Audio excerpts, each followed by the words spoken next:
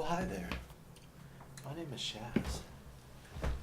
And I would like to talk to you about Occupy Wall Street.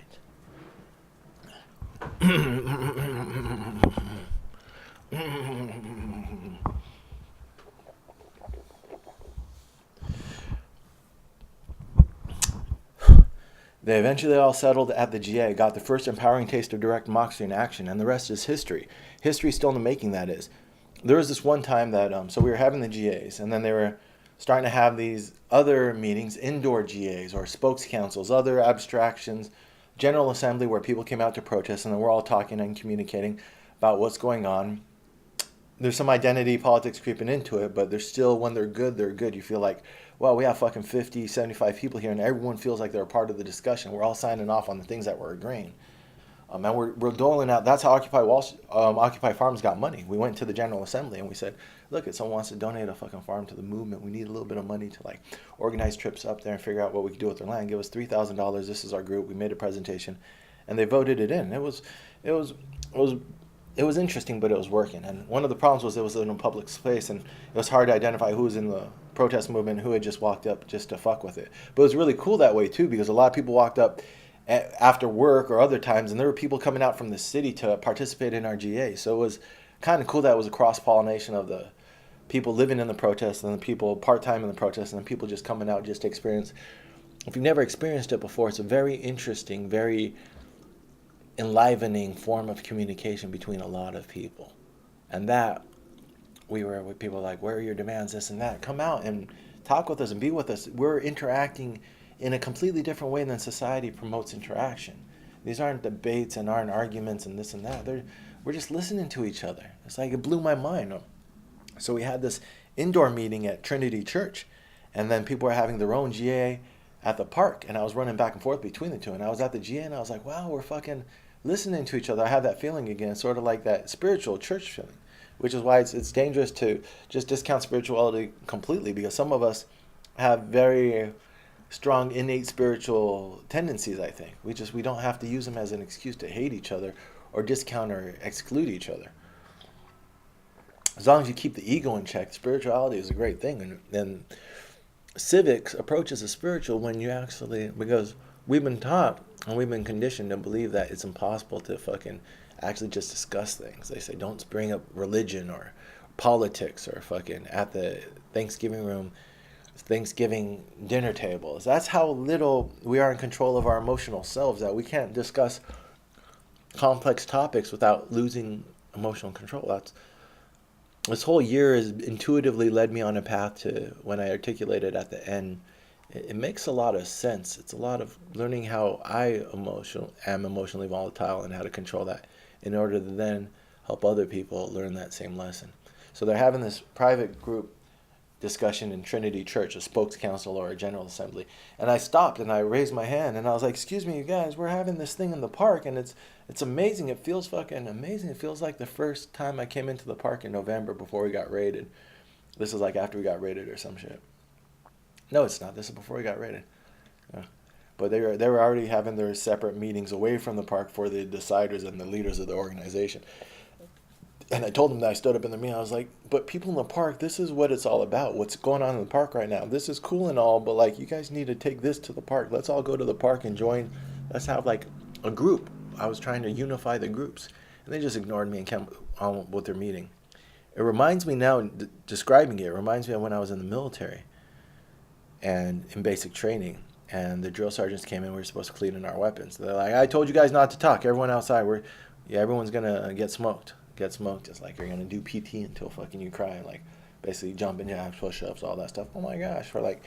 I used to do that for our wrestling team. So for me, I could always just it hardly ever pushed me too far past the running. That's a personal thing, and you run up to your point of failure and shit. But like all the PT, you usually could, if you're pretty well in shape, other people are dropping out before you do, so you can last until the end and you don't get too strained.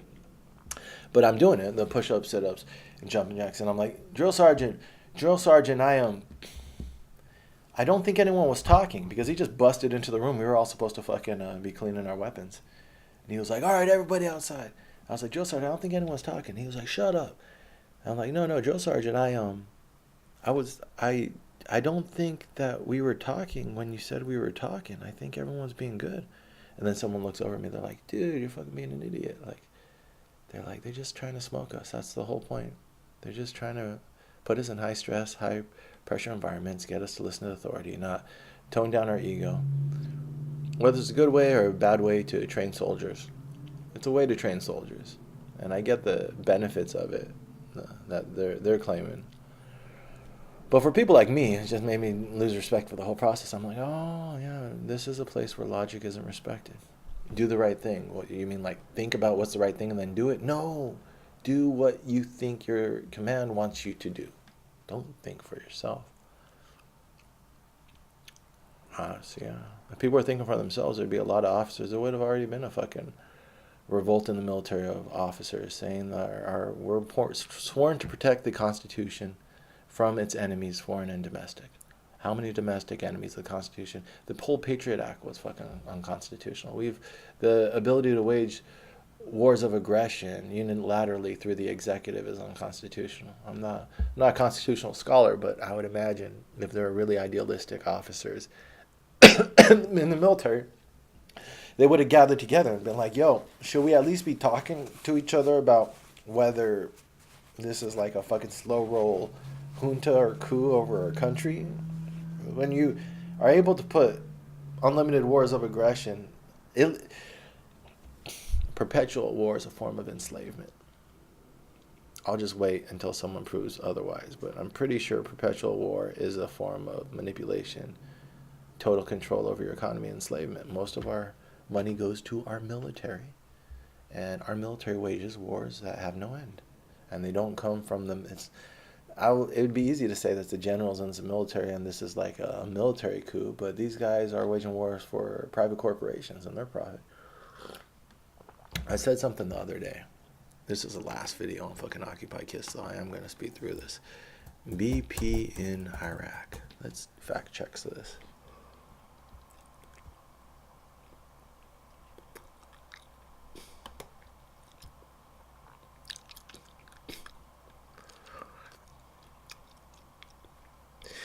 BP's Middle East chief isn't worried about low oil prices, saying that $50 a barrel is within range. British energy giant BP plans its investments on the back of a $50 to $70 barrel range to adequately prepare for oil market swings.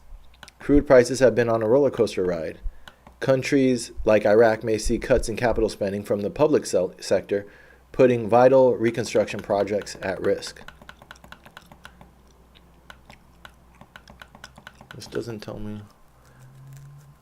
The conference, centered on Iraq's reconstruction 1 year after the defeat of the Islamic State militant group, highlighted the need for investment and improved efficiency in Iraq's power sector. Asked if the lower oil prices would... See, it's like, we fought this war so BP can fucking be in Iraq? That's interesting, because one of the people that Western culture heralds so much is Winston Churchill, and he was a Winston Churchill lobbyist, BP.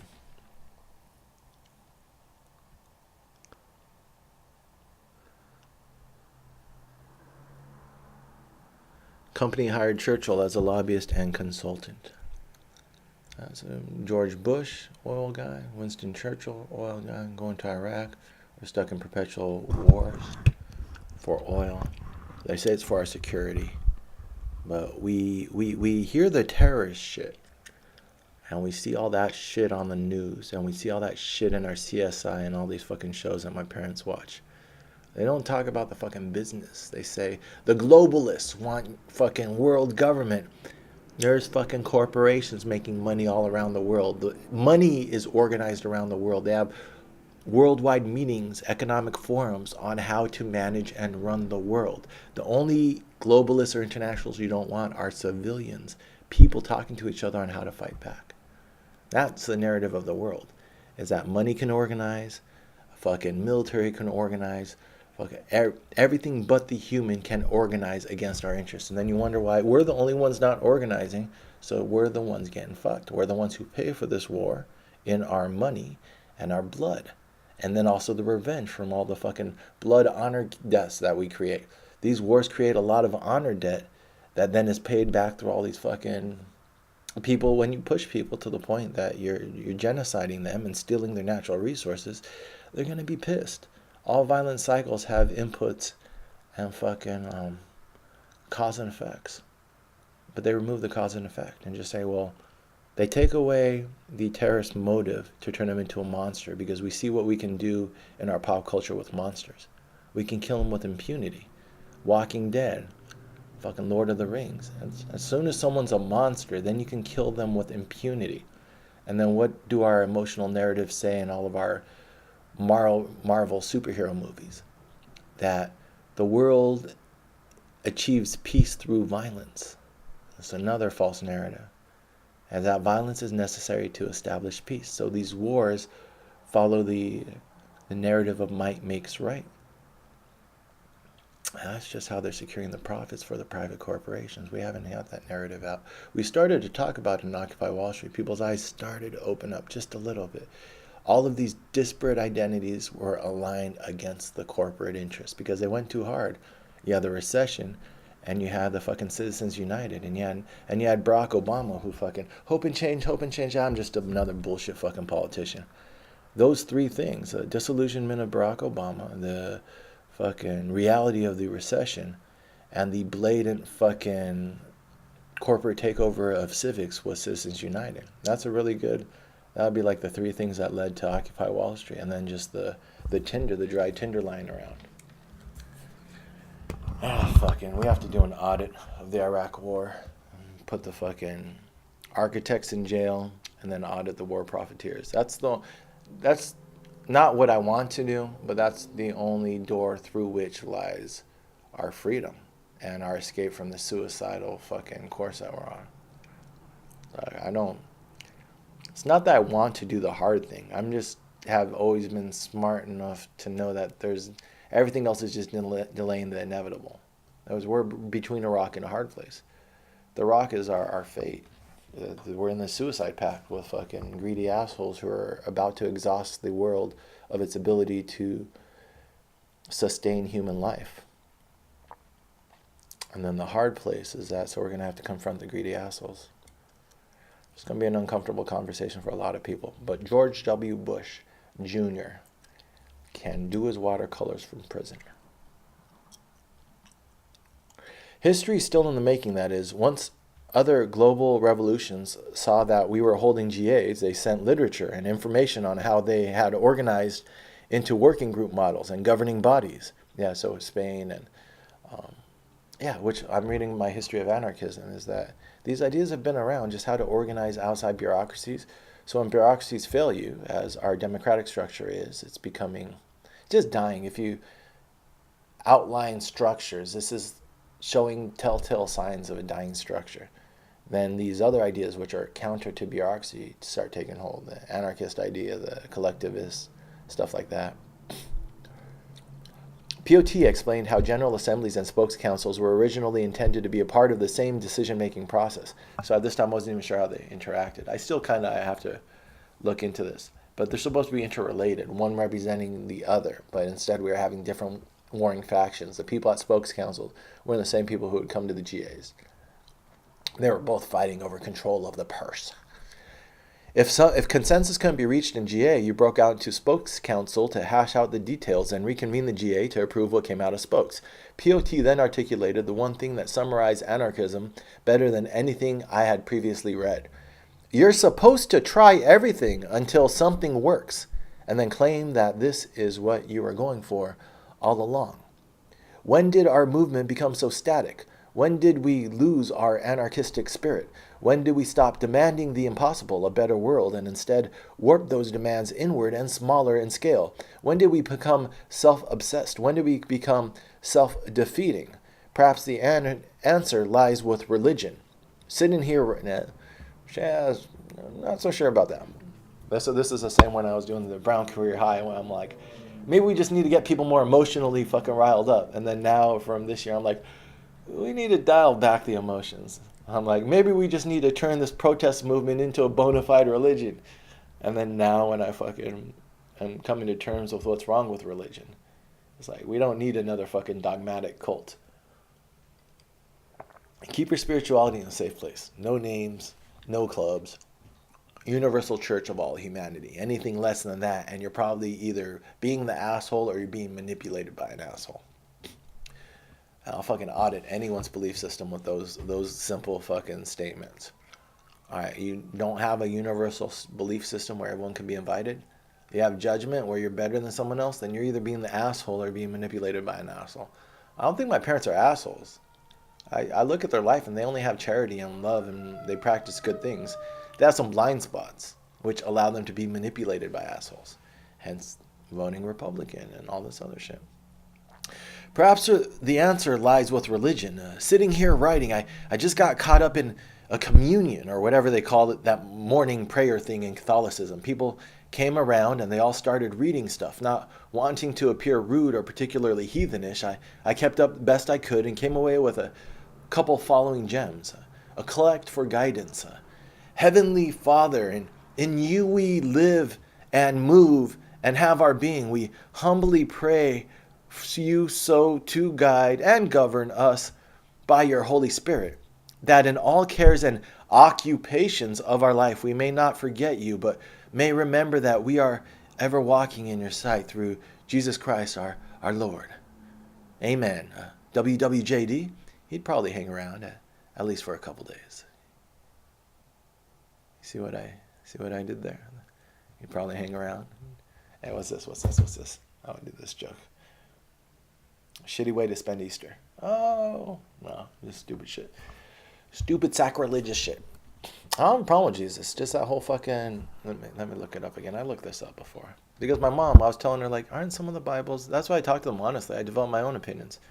John chapter 3. I'm like, aren't some stuff in the Bible kind of funny? And I started finding authoritarian shit in there. When I read the authoritarians, that's when I was like, I really need to break with this shit. Well, I decided in March. That's what... These shoot me ideas... Take them with a grain of salt, but they do play out in your life. In March, it was just like, because your brain's connecting and firing in different ways. So I think sometimes you come to conclusions that take you a year, maybe years to get to, but you have a glimpse of it. And I was just like, I really need a fucking, like, I was patronizing religion still even back then, like, sort of like a wink and a nod that's my belief system. It's like, you can't stay neutral on this shit. I have to point out that, no, some of this shit is bad and needs to be spoken on now. I speak to so many people like that who just don't want to have an uncomfortable discussion, which shows you how religious people have fucking emotionally blackmailed us. Not to say that religion is bad, it's just if you use it for judgment. For God did not send his Son into the world to condemn the world, but to save the world through him. That's 17, John 3:17. It's John 3:18. Whoever believes in him is not condemned, but whoever does not believe stands condemned already, because they have not believed in the name of God's one and only Son. So his Son didn't come. Just think logically. Just slow it down. I have so much bias that it takes me until I'm 36 to actually read the Bible dispassionately without bias. You didn't send your Son into the world to condemn it, but that you could save the world through him. Okay, I'm with you so far. For God so loved the world, he loved us. Thank you, God. He loves us. You send your only Son. Whoever believes in him should not perish but have eternal life. I'm not sure what that means.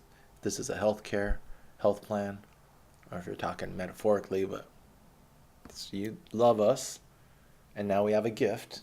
Didn't ask for, but that's thank you. It's cool. And if we believe in him, not really sure what the obligation is here, but if we, I guess, accept this hypothetical or something that happened, we got this thing called eternal life. I'm with you so far. Not really sure if I agree with you. Not really sure if I'm going to buy into this contract you seem to be laying out.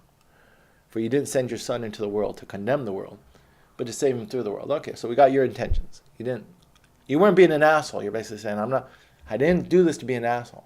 I didn't do this so that way if you say, all right, we don't believe in him, we're condemned. You didn't do it just to catch us in a trick. All right. That's good to know, God, because the first sentence, for God so loved the world, he gave his only Son, that whoever believes in him shall not perish but have eternal life.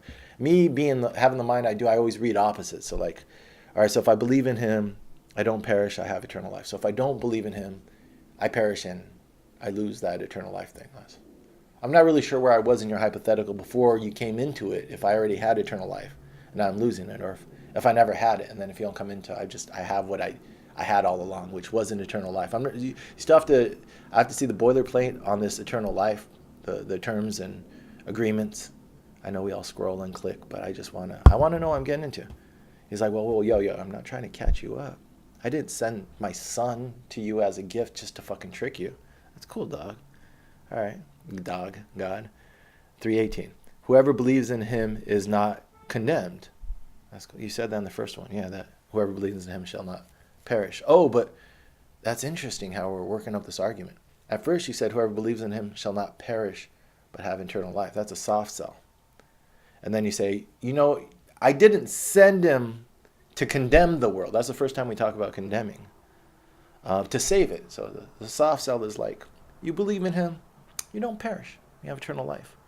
Hey, yo, I didn't make you this offer to condemn you. To help you. I'm doing this as a friend. Because whoever believes in him is not condemned. You said it does not perish. Yeah. Not perish, not condemned. But whoever does not believe in him stands condemned already. Because they have not believed in the name of God's one and only Son. Wait. I thought you said you did not send your son into the world to condemn it. No.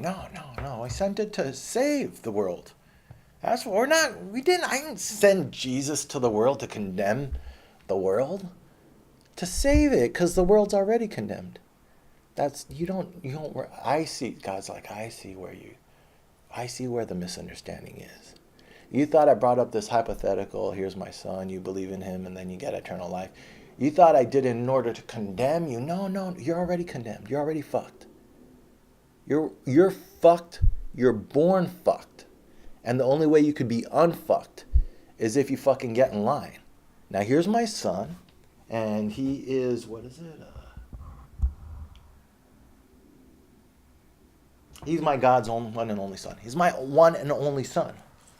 And if you don't believe me on that, and if you don't join my club and do what I say and call me the Lord and fucking and these are my fucking follow the government, pay the taxes, just read the fucking book.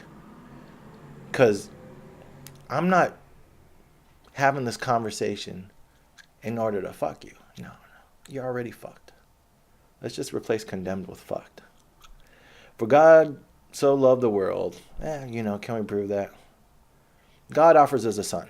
You believe in the son, you're not fucked. He didn't offer us the son to fuck us. It's just, you're already fucked. And this is the only way you can be unfucked. That's an interesting proposal. That's a really interesting, if you just lay it out logically, it's just like, I'm not trying to convince you. I don't have to convince you. You're fucked. I'm your only savior. And that's when people talk about Christianity gives you guilt that then it can absolve you of. That's the shit that I'm getting to at the bottom of my folks' head, which isn't my right to fucking psychoanalyze them. Who gives a fuck? They raised me to be who I am, and now I'm my natural expression of who I am towards them. They shouldn't have raised me so honestly and so intellectually curious if they didn't want these fucking questions. But it blows my mind that this type of stuff, I'm just like, Jesus is love. You talk to people, they're like, Jesus is love, God is love. It's like, have you looked into the logical suppositions in these arguments? Nah, that's asshole Jesus right there. I don't even think, maybe Jesus wasn't an asshole. Maybe Jesus was actually a cool dude. Historic Jesus is supposed to be a thing. But the logic in this right here, whoever does not believe stands condemned already. That's just a slight turn of phrase. It's like, no, I'm not. I'm not saying if you don't believe in Jesus, you're fucked. I'm saying that if you don't believe in Jesus, you're already fucked. What type of fucking logic is that?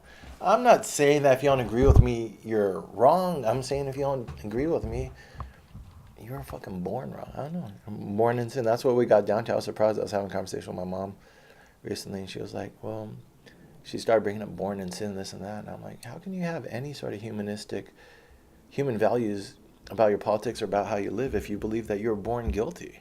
You believe people are just born guilty. It's like, all right, 1 out of, 1,000, 100,000 are born sociopaths. But like, most people are born innocent and pure.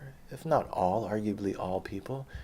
condemn a baby. There's a lot of nasty stuff that comes out of that thinking that you're born with sin and you're born with a fucking.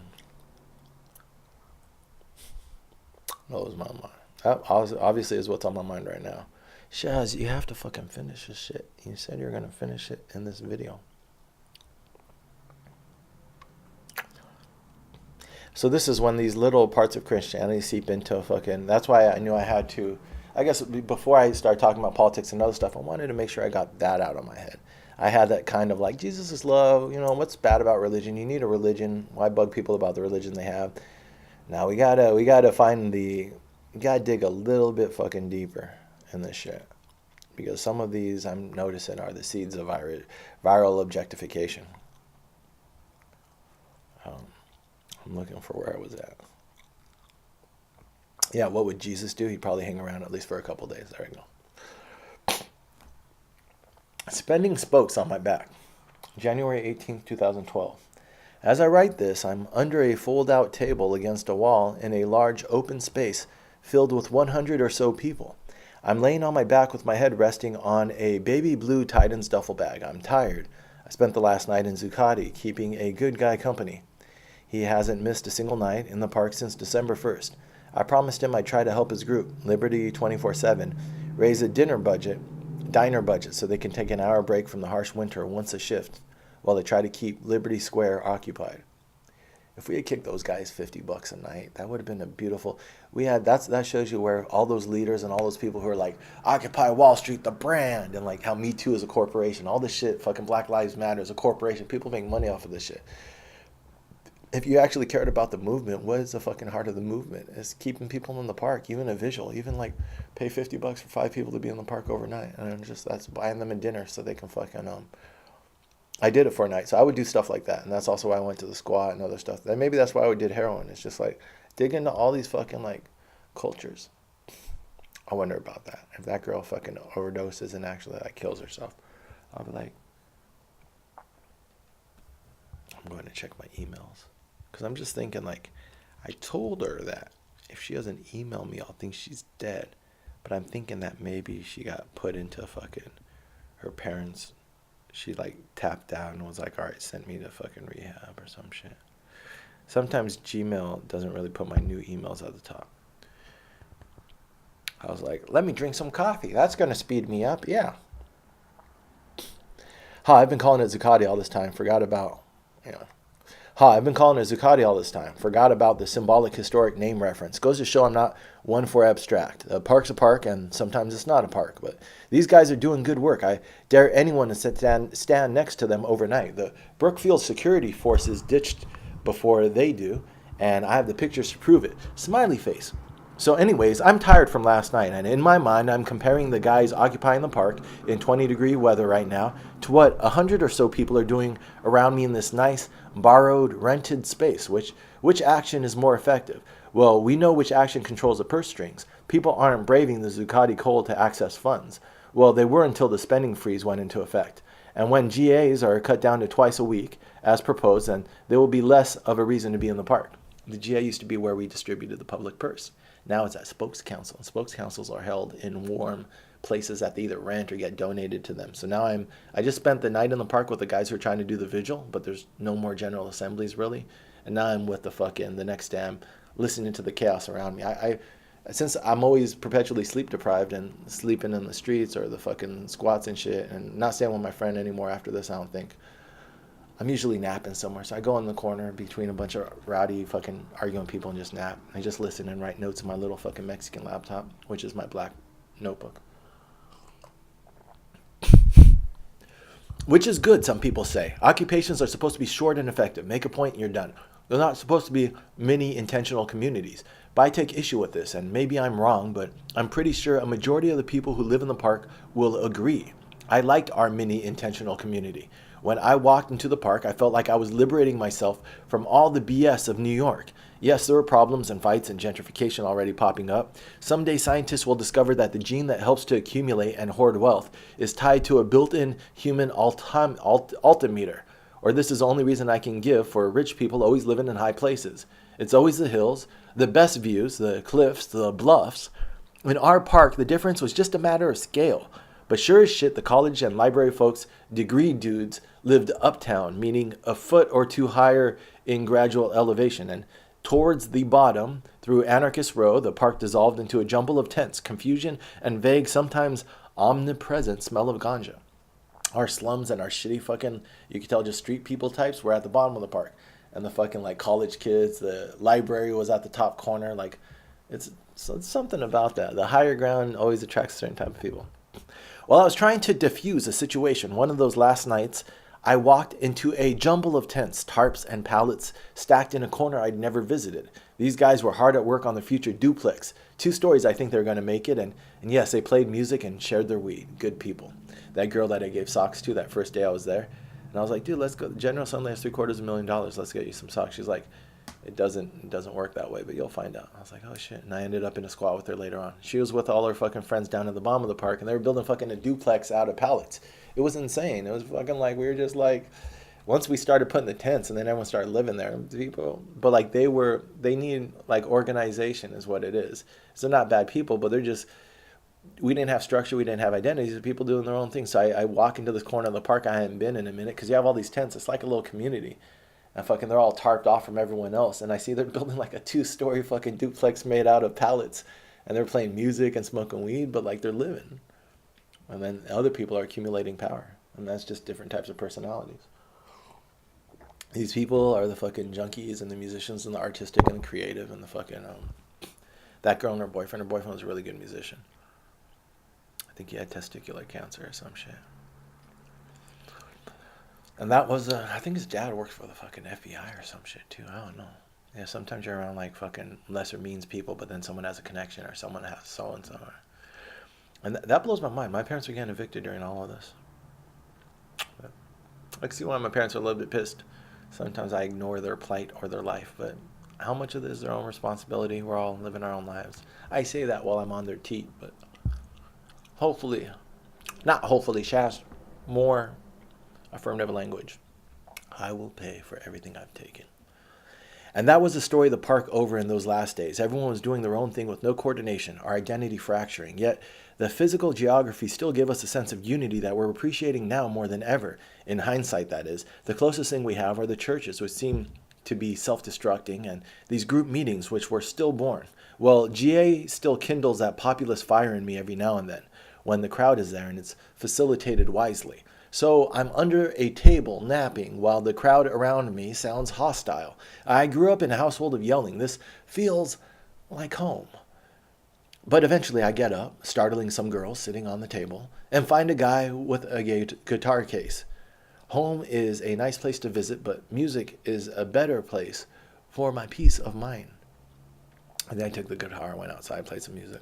Why are these spokes councils so dysfunctional? Well, the way it was explained to me, spokes council is a democratic process of decision making where groups nominate a speaker, the spoke, to each join a larger assembly, a council of spokes, to come to consensus on issues. Everyone's not supposed to speak, only your spoke. The logic is that instead of having a body of hundreds of people shouting at each other, you now only have dozens shouting at each other. I think we've accomplished this tonight and can go home. Ooh, I can hear the shouting from here. This guy I like to call Catburger, longish but self-explanatory story, is calling it. I think he told me a story of how he ate a Catburger once. Is calling out the privilege now. And fuck you with your degrees, and fuck you with your process. And nice. I was hearing this from outside. I'm like, oh shit, I left just in time. Was thinking it, but someone had to say it, which is why it's so hard to really get mad at the disruption of process. For example, funny story, the night our infamous Egypt delegation proposal was coming up, I was taking stack. So I was working the General Assembly. Taking stack means you put down who's next to speak.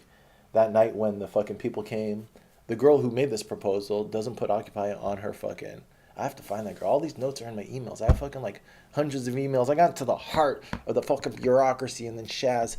Sometimes there's a dumbass and run my mouth and fucking make enemies, but sometimes I'm just a fly. And all the emails are just going into my email. So I got hundreds and hundreds of emails from the organizational structure that popped up during Occupy Wall Street. because I was just a fly on the wall. Like, bzz, bzz, bzz, don't mind me. I'm just Shaz on the wall. Bzz, bzz, keep doing your bureaucratic bullshit. I'm just gonna bzz, bzz. And then people ask me what I'm doing. I'm writing a book. I'm Shaz on the wall. Bzz, bzz, bzz. And then fucking people find out I'm actually a bumblebee, and I'm over there and stinging people. I thought you just said you're Shaz on the wall. No, I'm busy, bumblebee. I'm sting. I'm passionate. If you're not willing to die for what you believe, then you deserve to get stung. It's cool reading anarchist history and seeing all the fucking crazy people who did all the violence and the bullshit and the blah, blah, blah. And you're like, That's why you read history, to not repeat fucking assholery. Even on a slighter scale, you see like the Bakunins and the other people who are like, yes, we're anarchists, we're fucking radical revolutionary, and then you see how their life played out. And then you see the other people like Prudin and Kropotkin who had more esteem and influenced more people through their ideas and through their... So whenever you feel very passionate and ideologue and zealotry, read about zealotry throughout history, and then you can see some of the... Zealotry is hardly, I don't think it's ever necessary, is it? Because it has always a negative connotation. Even-handed, calm discussion, rational dialogue back and forth, checking your blind spots, checking my blind spots, honesty, integrity, transparency, openness, calm, peaceful demeanor. These are all things that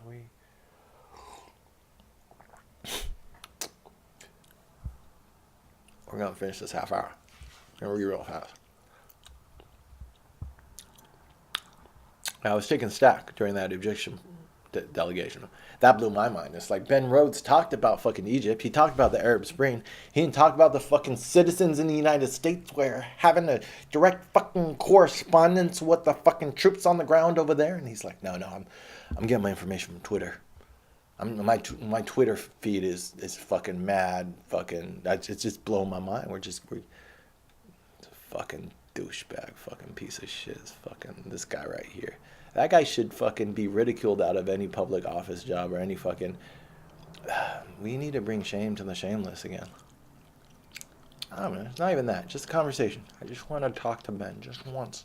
Just want to talk to Ben once. Just ask him what the fuck was he thinking. Why are people not accountable to the words anymore in this world? It's fucking... You turn on like a rap song and they're like, I got the shoddy and I got the strap and I got the blah blah. I was like, that's not how I grew up. You don't talk about stuff you don't do. Some of those guys do it, I guess. Maybe they did it. Do they want to still do it? And then I get like, and then they're like, well, they're talking about stories that aren't represented into today's society. Are they? Or are they just profiting from them? Is that noble? I don't know if that's noble. That was back when I was interested in facilitation, when I thought these decision-making processes were interesting. Not that I don't still, but I've grown a little more critical over the months. So there I was, bright-eyed and eager, running around, taking names, assuring people that, yes, you'll be up next to speak. Sorry, we have to put her ahead of you. It's a progressive stack. Oh, you're a transgendered male who identifies as a female and an African-American with just a bad case of vitiligo and relaxed hair. Well, sir, to the top of the list to you. So there's this one disruption from my side of the assembly, the nice presenters who were there describing the trip to Egypt, how it was for solidarity and as a cultural exchange, how initially the price tag of $30,000 or however much it was sounded like a lot, but it was a worthy cause, and on she was selling us on the idea. But this guy, probably drunkenly, shouts out that would feed a lot of people, $30,000.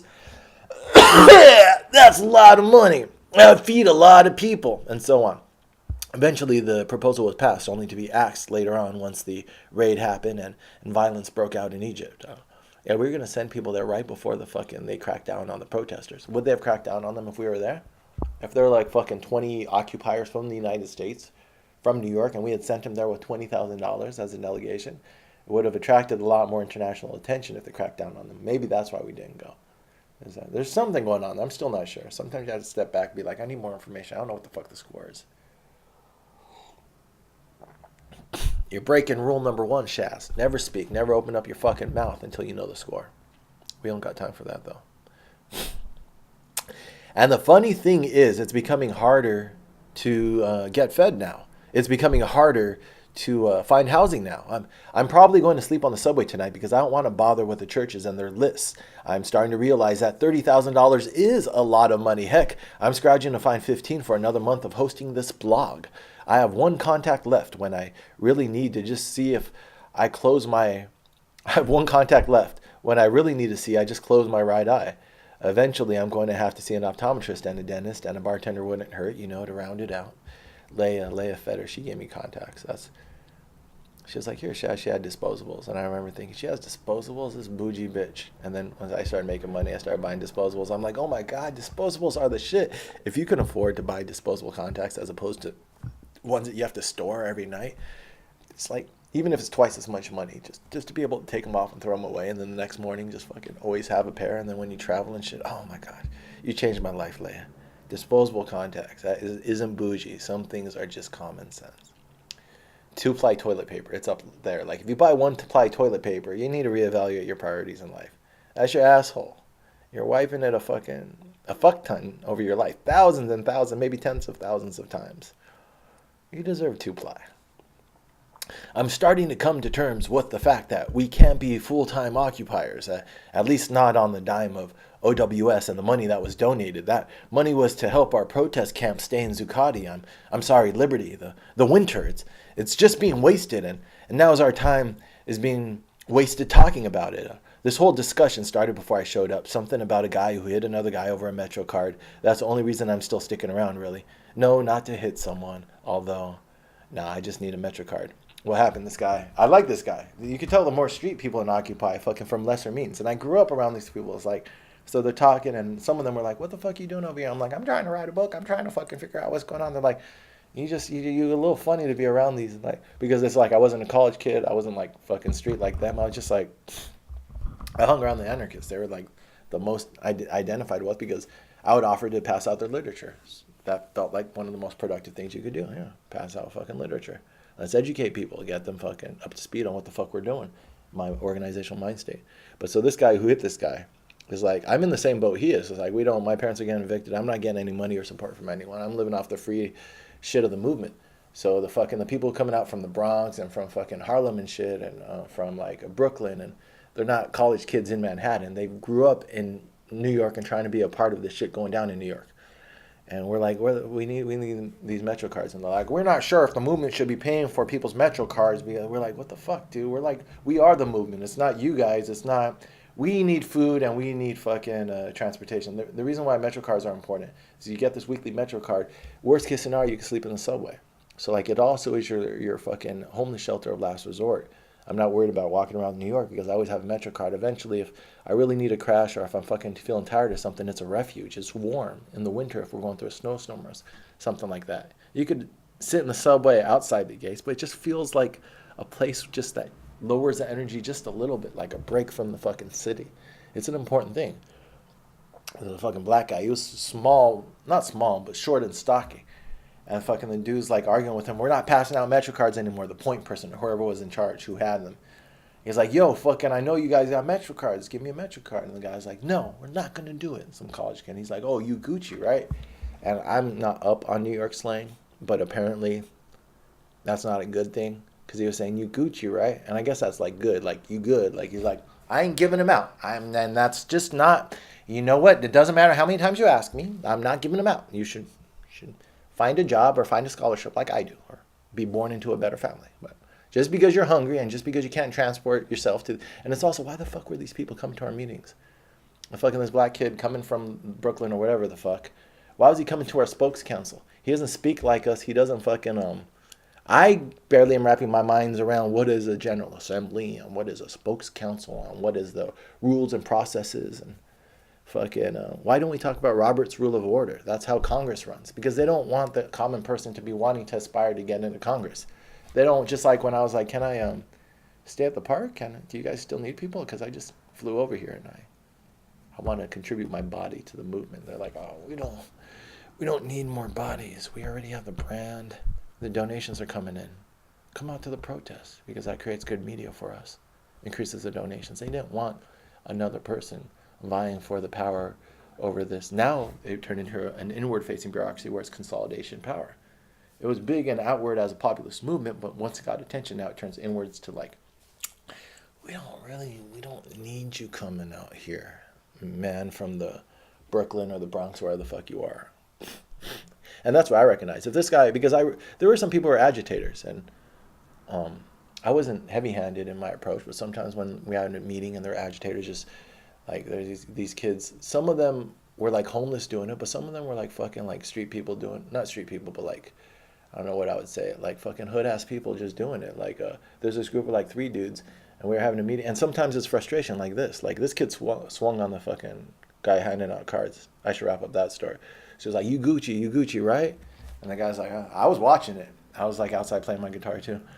And this was like happening on the steps of this fucking meeting place that we were at. And I was just like, it's like one of the first times I heard in middle school someone said, "Oh, you the shit? You ain't the shit. I'm the shit." Some girls were fighting not fighting. One was yelling to another one at the bus. And the one yelling to the other girl, like, grew up in like a ghetto ass neighborhood. So she's this big white girl, but she's fucking, it's about like with whom you're fed, not with whom you're bred. Like these were people who lived around her. And for some reason they were like, they weren't fighting, but it was because the girl was on the bus getting away. She's like, "You the shit. You ain't the shit. I'm the shit." And I was just remember thinking, I was like, why do you want to be the shit? Why do you? And then that was like seventh grade. I was like, oh, the shit is good. There's so much to learn. So much to learn, Shaz. And then fucking, that's how I learned how to masturbate. Some kid in seventh grade was like, he would always do that, good job, He's that kid who fucking fought Mike. He was a cool kid from his group, and now we're in middle school, and now we have a lot of different fucking alpha type cool kids who are fucking mingling. And so sometimes we're around him, like in some of my classes or PE or some shit. He's like, good job. And I'm like, why does everyone do that? And I was, oh, fucking, that's jerking off. Does that work? I thought it was a fucking, I guess that's my agnostic mind until I fucking try. I'm like, does that work? Probably. And then like one day before church, I'm like, does that work? Does that work? Oh shit, that feels good though. Oh shit, something's happening. And then you fucking come and you're like, oh shit, I was like, what was that, seventh grade? Yeah, no, I hadn't kind of been in sex ed, and I knew what ejaculation was and this and that, but kind of not really. I mean, how much am I paying attention? So I'm like, that's a real thing, masturbation. And oh shit, damn. And I was like, oh shit, I gotta get ready for church. Who knows how much fucking, no, I do know how much shit I'm working on to fucking have an honest, healthy view of sexuality without shame and without, it's effort though. Maybe that's the projection that I do with my folks as I see my dad and stuff he's still struggling with, and my folks and stuff that they're struggling with. And then also, I ain't the bed they sleeping on, so I try to more humility, and that's why. Well, I'm living in the living room. If we were going to live together, we need our own room and our own separate, especially like big Irish energy. Like my dad, my pops is like half Irish. I'm a quarter, and we got the Mexican. We got this hot-blooded shit in us, like. Maybe like British, other temperaments are a little more chill, but we're like, rah, rah, rah, rah, rah, rah, okay, I love you, fucking hug, but like, rah, rah, rah, still fucking angry at you, you fucking big, strong male energies. So dude's like, oh, you think you Gucci? You fucking think you Gucci? And I pick up my ears and I'm like, what the fuck? Is he giving him a compliment or is he calling him out? Because he's acting like he's calling him out. Oh, you think you're good? Oh, you fucking good? Because what it is also that's like, the punch is coming shortly after. It's like there's a way of talking with people. Like I was talking to that guy in the bar, and he's like, "Oh, I can punch you in the face right now." It's like there's like we're increasing red lines. We're both about to see red. We're just like that's why I still think about it because it's like a very fucking like ballsy thing to say to someone. He's like calling me out on fucking like I'm keeping my cool. He's keeping his cool, but he's like I'm very close to fucking losing my shit right now. And I'm like, well, fucking, I had to call his bluff on that one. So this guy's like, but he's doing it. So this guy's doing it to some fucking college kid who won't give him a fucking Metro card. I remember the guy perfectly, glasses, the fucking, you can't get a Metro. We're not giving them out. And I just need a Metro card, yo, just so I can fucking come to these fucking meetings. I'm trying to be fucking involved in this shit. This is like, that's the identity. And they're like, no, you're not a part of it. You're not a bureaucrat. We already have a black person. There's twins. Black twins are going to NYU. They wrote about them in the New York Times. We already have one. I don't know. They should have. You don't have her email? Get on Black People Twitter. She should have told you. She's like, Occupy Wall Street needed a black person. I got it. They doubled down on that shit. So this guy's like, I'm not giving you the card. Oh, you Gucci? You Gucci? Boom! Hit him. The fucking second Gucci. That's all he gave him. He was just like, oh, you Gucci, boom. And I thought it was hilarious. I'm like, I don't know. That's not the way to handle our disputes, but you crossed my man's red line and he gave you a warning. Gucci, Gucci. Gucci, Gucci hit. I saw it coming. The only thing that threw me off was like, oh, that's like I'm Gucci, I'm good. But like, oh, you good? You good? I knew the tone though. I knew the tone was like, warning, warning, violence. I don't know. What do you do in that? How do you de-escalate that situation? What if someone told me, oh, you good? Oh, you think you're good? I'd be like, well, yeah, I recognize first of all that this can be violence right away, and so you back up and you posture like, all right, so if this is what's happening, you square up, and you just know that now we are entering a realm of possible tripwires. That's what these guys were talking to me on the fucking block in Brooklyn, and I was biking by, and they're like, oh, look at that bike. Oh, that's a nice bike. Oh yeah, that's. I'm like, oh. Different ways to engage in people. If I stopped and talked to them, it would have been like it could have been a bullshit face to face and get, hey, what's up? That's a good bike, blah blah blah. But I've been in neighborhoods where I don't know people before, and it's like, oh, I don't really fucking just trust people that I don't know. I don't just like, I hate all that bullshit. Like, oh, that's really nice, that's really cool, blah blah blah. I'd rather be like, I don't know. There's just something about it I didn't like how they're talking about me, so I just ignored them until I fucking actually like got into my yard, put the bike away. No, I threw the bike down, walked into the yard. Now, look how he throws that bike down, man. He don't even respect it, man. He just is talking about me, don't even know me. Well, it's because like 4 or 5 people on the street. And I fucking put my shit down. That's how you carry your energies. It's kind of like angry, just like this fucking. Let's have a conversation there. And so I fucking put my shit down angry, and I have a big chain on my waist, and I walk outside, and I'm not catching eye contact at all. And I go to my bike, and then I look up, and when I look up, I've unlocked my chain. I got a big ass heavy kryptonite chain in my hand. And I'm just like, all people want is respect. And when people feel like they're disrespected, that's like a certain type of energy you put out. And that's what that guy felt like. He was disrespected. It's just like, the guy's not going to stop and say, I don't have the $30 to pay for a MetroCard to come out here to these bullshit meetings to try to represent fucking my interest in a movement that's fucking repping my city's name. This guy is obviously born and raised from New York, and we're Occupy Wall Street, and we're claiming that the streets, and we represent the 99%. And this guy obviously is struggling to fucking even like articulate himself. I just saw a lot of shit that like sometimes when you feel disrespected, it might not be rational, but it's like there's ways to convey it. And then those dudes just fucking went into the yard. I just looked up and they're all walking into the yard. So I didn't catch anyone's eyes. It's like, all right, no one wants to fucking talk to me in my face. You guys want to fucking like chirp at me when I pass by. I just shook my hand and just put my bike in. And none of those fucking guys talked to me the whole month I was on that neighborhood. Except one of them on my way out. He was like, hey neighbor, and he kind of snared on me. I was smoking a cigarette. He's like basically like, I see you. I was like, I see you too, dude. We don't gotta talk to each other. I'd rather fucking, I don't know. That makes you, yeah, I'd rather fucking be mean than be bullshit sometimes. I'd rather be like, all right, let's fucking, because that's what like, it's getting to know each other sometimes. It's like, I don't believe in that whole polite for polite's sake. It's like, no, let's just be real. But sometimes really you don't want to fucking start something in a bullshit way. So I'm just going to ignore that. And we could talk straight up, one-to-one. Doesn't mean that you're fucking looking for a problem. But if you don't have that ability to be that controlled and that like slow and methodical, like, all right, I'm controlling my energy, and then if we're going to engage, it's going to be right here, one-on-one. If you can't do that, then you get like this guy. Anyways, I wanted to bring up that different mentality that was in the park, that different fucking, and the people in charge were totally blind to that. They're just like, oh, he just hit him. It's like when I was in the prison cell with these occupiers, and that guy came in off the street, a young black kid, and he hit one of the protesters. I think I saw what happened. He was fuming. He got caught for some bullshit stuff, walking back and forth, and his whole fucking jail cell is filled with these fucking protesters, and they're singing like protest songs and blah blah blah. He's not a part of the fucking crew, and he's pissed off, and he just wanted to take that energy out, and he picked the fucking dumpiest round chubby kid and fucking just hit him in the face. It doesn't mean it's right, but like this shit happens when you have like different fucking identities mixing together. Oh my gosh, fucking A. So now I'm begging people on the internet for money.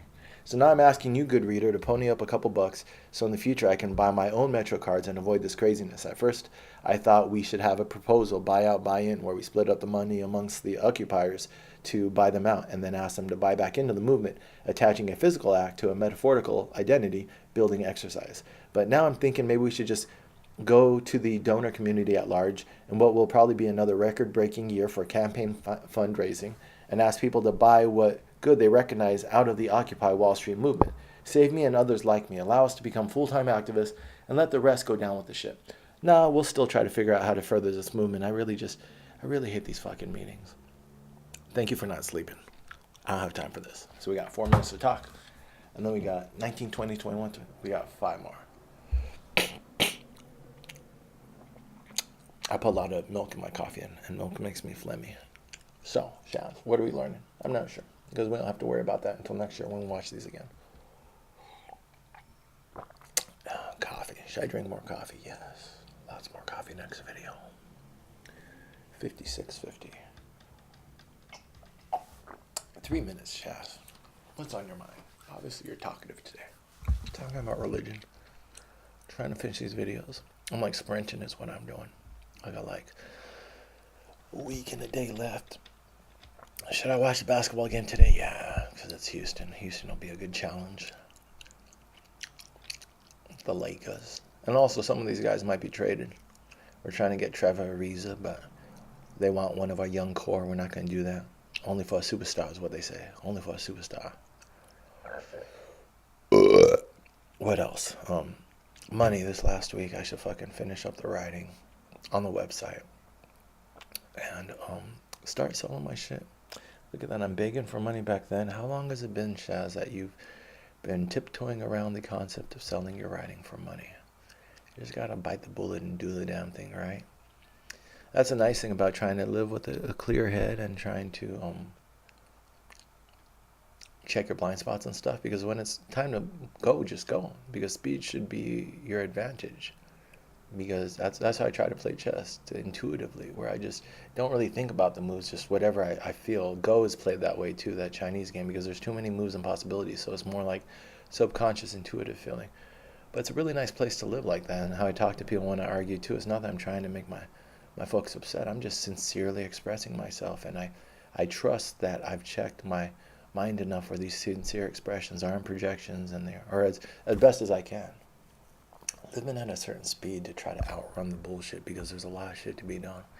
How the fuck are you gonna run for president? But that's a good thing that I've never allowed the imagination of others to govern my life. But we will see. I keep saying this shit. We will see if I am as smart as I think I am. What does that mean?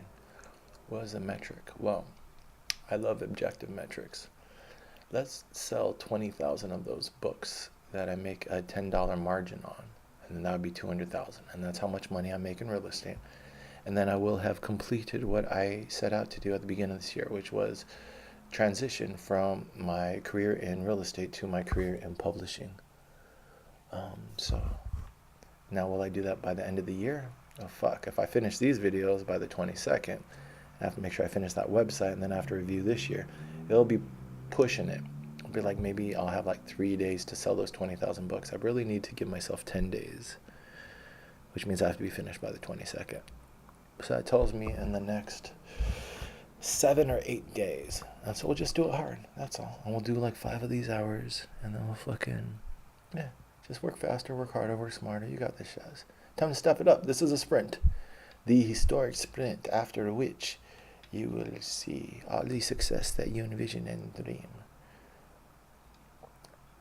I'm not sure.